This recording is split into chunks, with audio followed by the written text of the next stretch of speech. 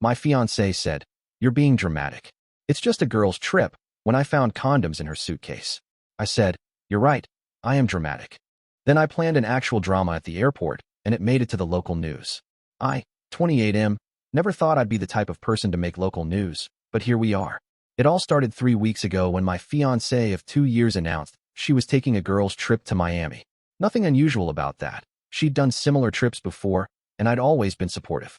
The red flags began when she became unusually secretive about the details.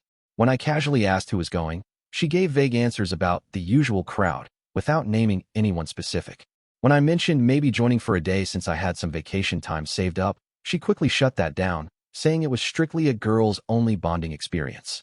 2 days before her departure, I was helping her move her laundry from the washer to the dryer when I noticed her suitcase open on our bed. She was in the shower, and as I walked past, something caught my eye that made my blood run cold. Tucked into the side pocket of her suitcase was a box of condoms, the expensive kind, not the basic ones we occasionally used. My hands were shaking as I picked up the box. It was a 12-pack, completely unopened. We'd been together for 2 years and had stopped using condoms about 8 months ago when she went on birth control. The timing made no sense, and my mind immediately went to the worst possible conclusion. When she came out of the bathroom, I was still standing there with the box in my hand. I asked her to explain what these were for, and she looked at me like I was being ridiculous.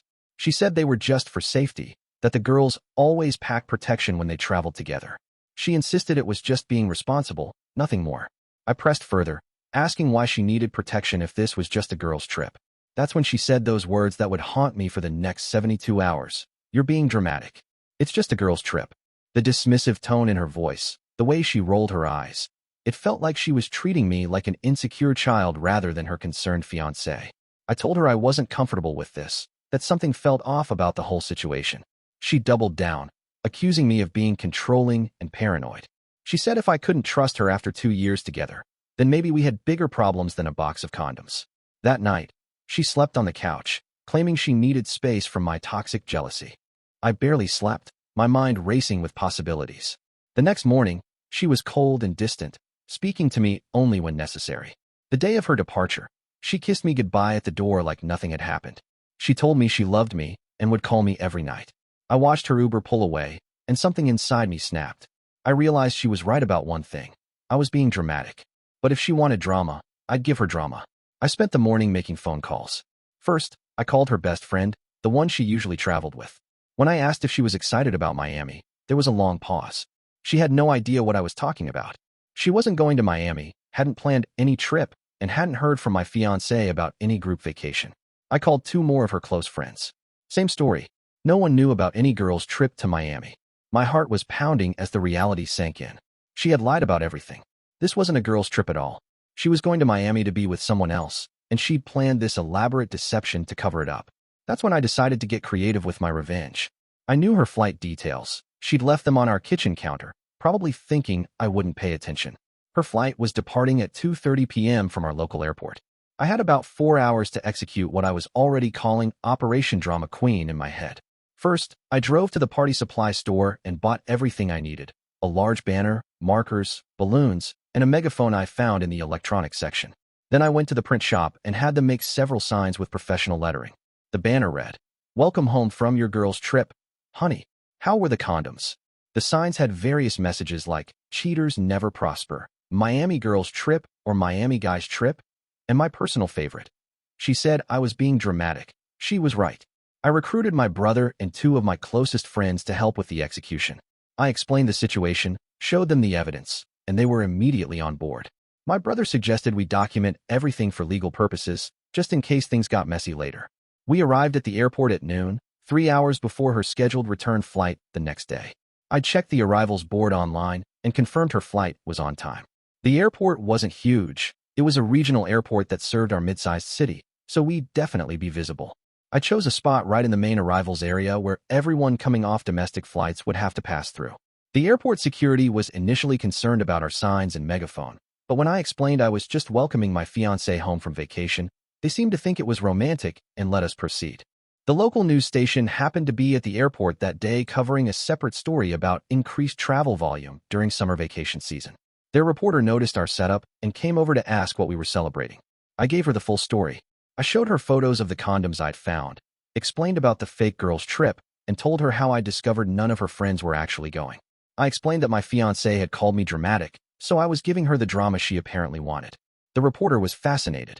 She said it was exactly the kind of human interest story their viewers loved. She asked if she could film our welcome home surprise, and I agreed. I figured if my fiancé wanted to humiliate me by cheating, I might as well turn the tables. We waited for about 6 hours. During that time, our little display attracted quite a crowd. Airport staff, travelers, and even some local passengers who recognized the situation started taking photos and videos. A few people shared their own cheating stories, and by evening, we had an impromptu support group going. The reporter interviewed several bystanders who thought what I was doing was either hilarious or completely justified. One older woman said her husband had cheated on her 30 years ago, and she wished she'd had the courage to do something like this back then. Social media started picking up the story. Someone had posted a video of our setup, and it was already getting thousands of views. The hashtags #dramaticboyfriend and #MiamiGirlsTrip were starting to trend locally. Her flight landed at 7:45 p.m. the next evening, about 3 hours later than originally scheduled due to weather delays. Those extra 3 hours meant even more people had gathered to see what would happen. The airport had become somewhat of an event venue, with people grabbing food and drinks while they waited to see the confrontation. When she finally appeared in the arrivals area, wheeling her suitcase behind her, the crowd went silent. She was clearly not prepared for what she was walking into. The look on her face when she saw the banner was priceless. First confusion, then recognition, then pure horror as she realized what was happening. She stood there for about 10 seconds, taking in the crowd, the signs, the cameras, and me standing in the middle of it all with a megaphone. I used the megaphone to welcome her home from her girl's trip and asked how Miami was. I asked if she'd enjoyed the beaches and if her girlfriends had been good company. The crowd was eating it up. She tried to push through the crowd without engaging, but the reporter stepped in her path and started asking questions. She asked about the girl's trip, about the condoms, about her relationship. My fiancé just kept saying no comment and trying to get away. That's when things got really interesting. A man appeared behind her, tall, tan, clearly someone who'd spent time in Miami recently. He was trying to stay out of the camera's view, but my brother spotted him and pointed him out to the reporter. The reporter approached him and asked if he was part of the girl's trip. His face went white when he realized what was happening. He started stuttering, trying to explain that he was just a friend, that they'd run into each other in Miami by coincidence. I asked him through the megaphone how he'd enjoyed the girl's trip and whether he'd found the condoms useful. The crowd erupted in laughter and applause. My fiancée finally snapped. She grabbed the megaphone from me and started yelling about how I was a psycho, how this was harassment, and how she was calling the police. She said I was humiliating her in front of the entire city and that she never wanted to see me again. I told her she was absolutely right. I was being dramatic, just like she'd said. But I pointed out that she'd been the one who'd taught me that being dramatic was apparently acceptable behavior in our relationship. The police did arrive, but since we weren't breaking any laws and the airport had given us permission to be there, they couldn't do anything. They did ask us to keep it peaceful, which we had been doing the entire time. The most satisfying moment came when someone in the crowd, I have no idea who, started a slow clap. It built until the entire arrivals area was applauding. My fiancée and her Miami friend practically ran out of the airport. Update 1. The local news aired the story that night during their 11 p.m. broadcast. They titled it, "Local Man's Airport Revenge Goes Viral After Discovering Fiancé's Deception." The reporter had done her homework and presented it as a story about betrayal and creative revenge rather than just a public humiliation. The video clips had already been shared thousands of times on social media. I was getting friend requests from strangers and messages from people sharing their own cheating stories. Some people criticized me for publicly humiliating her, but the majority seemed to think she'd gotten exactly what she deserved.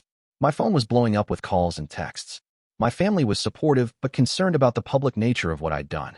Her family was furious and demanded I take down all the social media posts, which I obviously couldn't do since I wasn't the one who'd originally posted them. The most interesting call came from a local radio station. They wanted to interview me for their morning show. I agreed, figuring I might as well lean into the situation at this point. Update 2. 3 days after the airport incident, she finally contacted me. She showed up at our apartment, technically still our apartment since both our names were on the lease, with a guy from Miami and 2 of her friends as backup. She demanded I stop talking to the media and make the story go away. She said her job was being affected and that her family was humiliated. She accused me of ruining her life over a misunderstanding. I asked her to explain the misunderstanding. She claimed that the Miami guy was just a friend, that they'd run into each other randomly, and that the condoms were really just for safety like she'd originally said. When I pointed out that none of her supposed travel companions knew anything about the trip, she said she planned to go alone originally and had just used the girl's trip story because she thought I'd be more comfortable with that than her traveling solo. The holes in her story were enormous.